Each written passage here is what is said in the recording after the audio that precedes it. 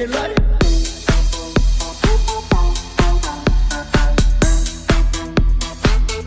A ese nivel, no seas cojudo. El aire.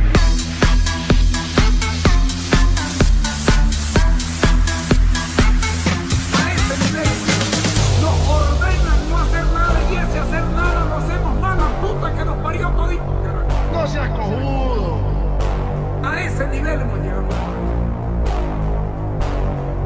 Puta, será el país de mierda este que nos tocó. Nos ordenan no hacer nada y ese hacer nada lo hacemos mal, la puta que nos parió todito. No seas cojudo. A ese nivel hemos llegado.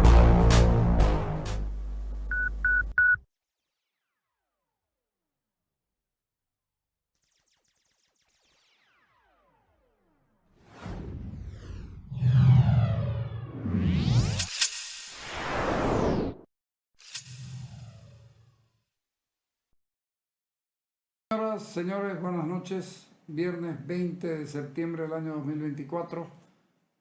Vamos a conversar con Luis Fernando, el licenciado, para hacerlo más exacto, Luis Fernando Romero Torrejón, que es presidente del Colegio de Economistas de Tarija, que permanentemente está haciendo análisis y diciendo cosas, y me parece que es uno de los más sólidos que por suerte tenemos la posibilidad de contar. Y entonces lo llamamos y accedió a conversar con nosotros. Luego, ¿se acuerdan del problema que conversamos el otro día del juicio que el gobierno municipal había sufrido de parte de un loteador que se quiere quedar con tierras del jardín botánico, con 30 hectáreas? Es una barbaridad lo que están pretendiendo hacer. Bueno, el gobierno municipal intervino, la investigación de Lolita Terraza es muy seria, está absolutamente fundamentada, tenemos casi todos los documentos y esta cosa. Es un asunto que viene de larga data. Bueno, se ha ganado el juicio. Pero escuchen la defensa que se ha hecho del bien público municipal. Y esto es destacable cuando son pocos los que trabajan como uno quisiera para defender los bienes públicos municipales. Así que lo dejamos con eso y que tengan un buen fin de semana. Mañana tenemos 2 contra 1 y se lo recomiendo. Gracias.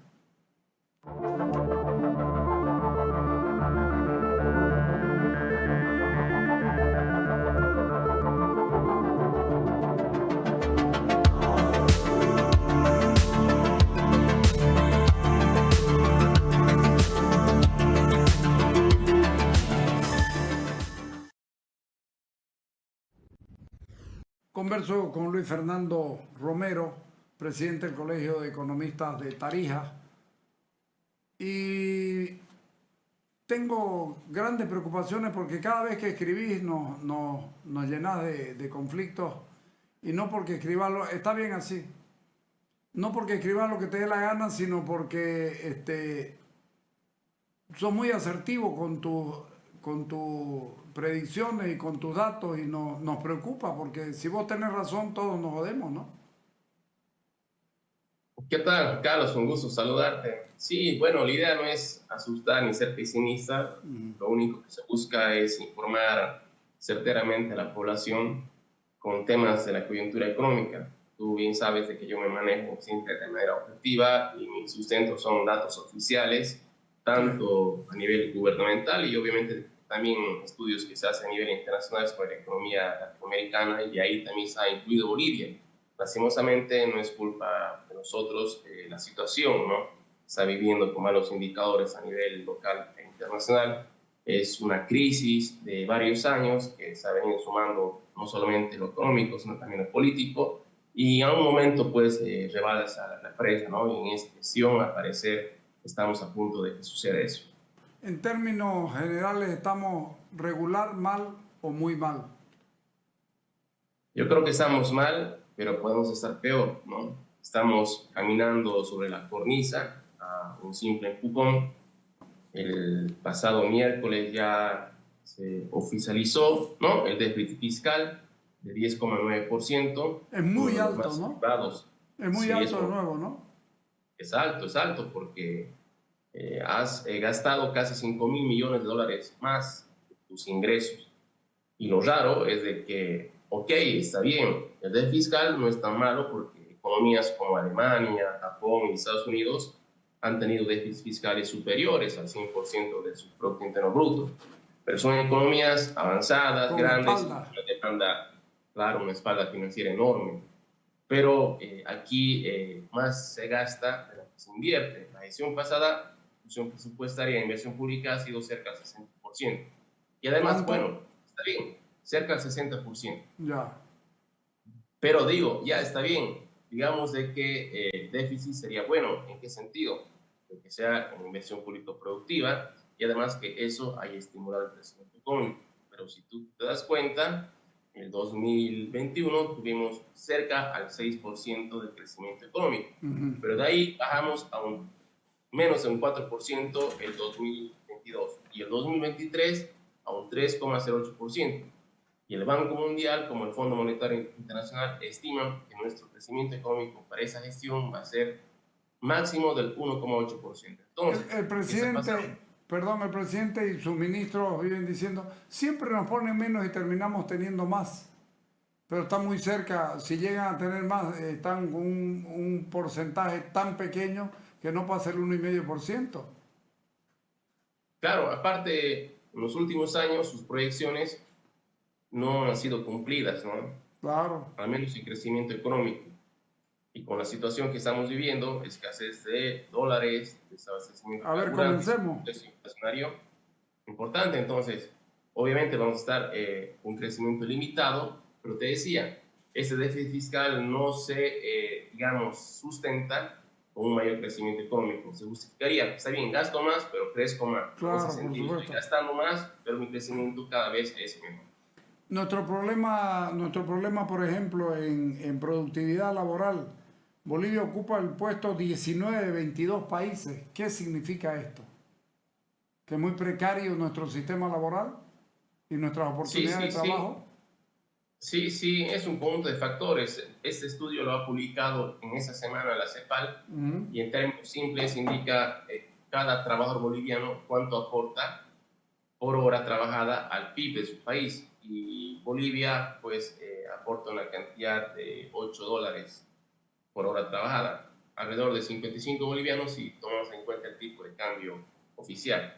Obviamente estamos solamente por encima de los países que se han estudiado, Nicaragua, Honduras y Haití, pero estamos por debajo de Jamaica, El Salvador y Guatemala. Entonces te das cuenta de que nuestra economía no está pasando un buen momento y que además la alta informalidad, salarios mínimos y además que es una economía poco industrializada hace que nuestra productividad, a pesar de que tenemos una importante cantidad de fuerza laboral, pero cuando uno lee Panamá con $45, Uruguay con 31, Chile con 29, nosotros con 5 o con 8, estamos listos.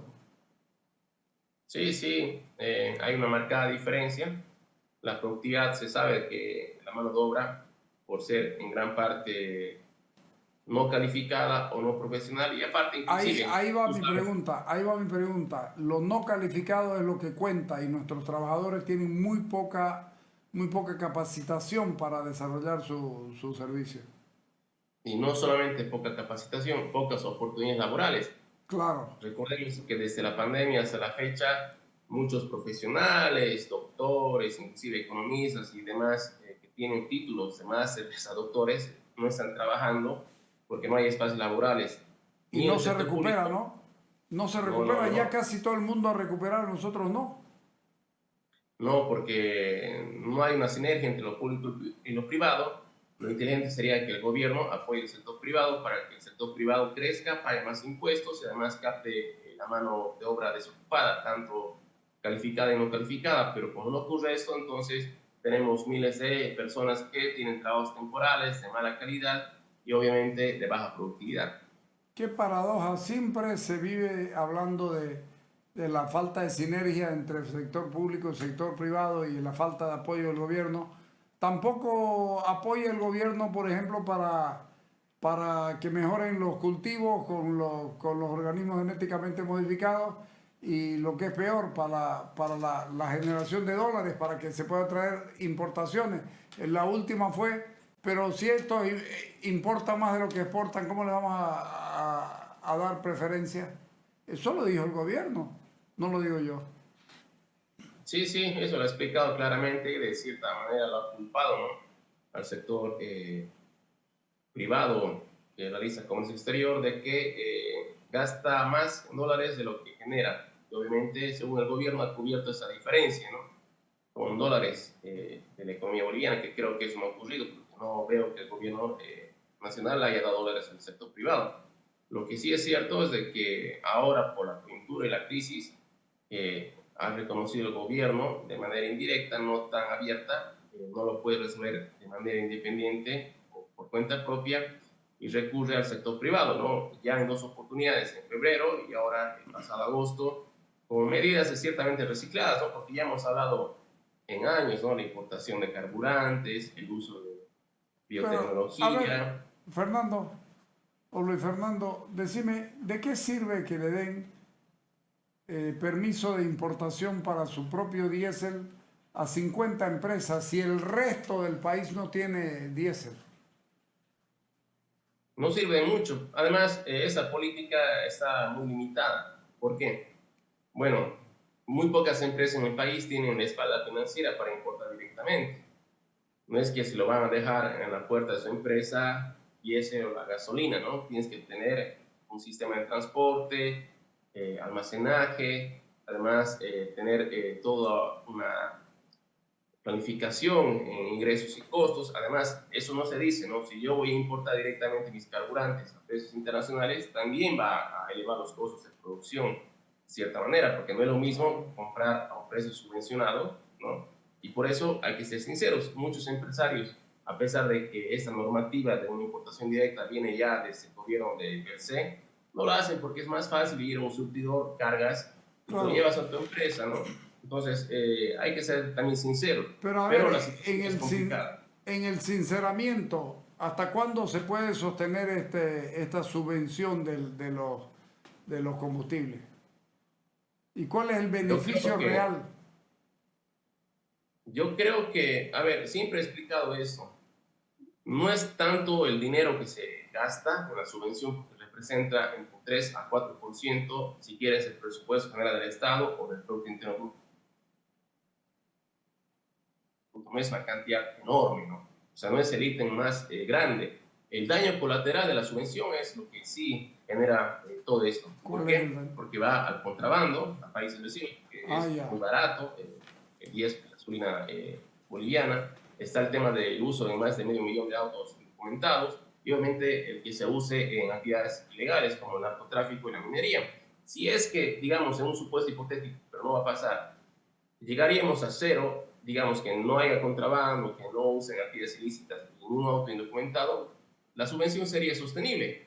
Y de cierta manera, reestructurando, lo es, porque la subvención no es mala, digo que a veces satanizamos algunas políticas económicas. Países del primer mundo tienen subvención, solamente que lo hacen de manera planificada. Son más indirectas, ¿no? Son más indirectas, no es el gobierno el que va y trae el combustible.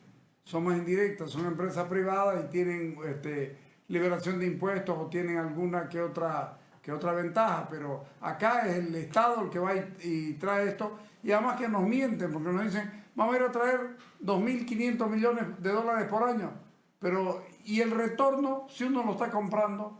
¿Cuánto es lo que queda entre lo que pagaste vos en el país y lo que financió el gobierno? El porcentaje mínimo también, ¿o no? Claro, bueno, en realidad, tal como se ha planteado, la subvención es un mal negocio, ¿no? Compras caro y lo vendes barato. Además de que siempre se ha hablado de que en el transporte y la logística hay mucha corrupción, ¿no? Y de que se puede comprar mucho más barato y de que podría llegar más barato a los consumidores finales. Pero bueno, de eso no se habla mucho y se culpa del niño, de la niña, de la inflación mundial y del precio del petróleo, que en realidad ha tendido a bajar en los últimos años. Entonces no es que sea tanto del contexto internacional, sino que es una planificación mal hecha de lo que es la subvención de los carburantes. ¿No? Pero es adrede lo mal hecho. Yo creo que tiene su connotación política, intereses grupales, porque todos sabemos por dónde entra y sale el contrabando. Claro. Nunca se hace nada, ¿no? A nivel nacional y subnacional. Lo mismo es con los carburantes. Por eso hay el BESIS, hay otros sistemas de control, pero tú ves en las noticias, hay sistemas que cargan, inclusive sin placa, y lo llevan donde sea, y luego salen noticias, pero ¿cuánto incautan? Ni 10% de todo lo que se mueve, ¿no? Es un negocio multimillonario. 10% es exagerar, porque es muy poco, bueno, es muy poco. Entran millones de litros y incautan 100.000 litros, 1.000.000 de litros. 1.000.000 de litros es menos del consumo de un día, y en el año están incautando 1,5 millones de litros. ¿De qué te sirve? Si en un día ese 1,000,000 de litros no alcanza para un día, para una mañana. Claro que sí. Has visto las cifras enormes que ha dado, ¿no? De importación de gasolina y de diésel que ha dado el gobierno hace 2 semanas aproximadamente. Y ahí se culpa, ¿no? De cierta manera, al anterior gobierno de Evo Morales, que no ha habido una política clara de exploración y explotación de hidrocarburos, que se ha consumido todo. Perdón, si estamos hablando de resultados de la importación y de la subvención, ¿qué tiene que ver con que el otro tiene la culpa porque no se hizo algo atrás? Ninguna, ¿no es cierto? Además tiene casi 4 años en el gobierno, no ha podido solucionar los problemas. Claro, aparte, creo que hay que hacer un poco de memoria. Él ha sido parte de Yacimiento, ¿no? Y además ha sido ministro de Economía, ¿no? Sí. Entonces es como que de adelante hacia mi gobierno todo es bueno y de atrás es todo malo. Pero, cosa que no es verdad. Claro, hay que ser realista. La sustitución de importaciones y la industrialización del país está mal, no es real. Importamos el 75% de lo que consumimos bolivianos. Podría ser más si tomamos en cuenta el contrabando, ni que hablar del diésel y la gasolina, pero en realidad se está buscando medidas que no son muy sostenibles. Es muy cuestionable el biodiesel, ¿no? Es precisamente un artículo porque se necesita etanol, se necesitan otros aditivos, y además, para que sea usado en los vehículos comunes, al menos en 80%, hasta que cambie la normativa, tiene que ser el diésel fósil, el diésel normal. Entonces no es de que va a ser 100% diésel. Entonces, algo que es mentira, o al menos no se aclaró así. Y además, una meta muy, muy soñadora, yo diría poco realista, es decir, de que hasta el 2025 o 26, si no me falla la memoria, ha indicado que el 90% de importación se va a reducir, ¿no? Es decir, solamente vamos a importar un 10%, el 90% vamos... Es una mentira grande, porque no hay ni siquiera la siembra como para eso. Entonces, esto es poco factible, menos a corto plazo, ¿no? Tienes que ampliar tu frontera agrícola, la biotecnología, tener recursos en dólares para importar insumos. O sea, es una política grande, de mediano a largo plazo, con una sinergia muy importante con el sector privado, exportador y productor nacional, y no es que solamente por ponerle una gráfica y decir que de aquí va a venir 20, de aquí 10, 60, ya se cumplió, y de aquí 2006 ya no somos importadores de diésel, eso ni con una varita mágica. Sí. Te pido un corte y volvemos, y me vas a hablar del oro. Ha subido el valor del oro grande. No sé si es bueno o malo para Bolivia. Vamos al corte y volvemos con esa pregunta.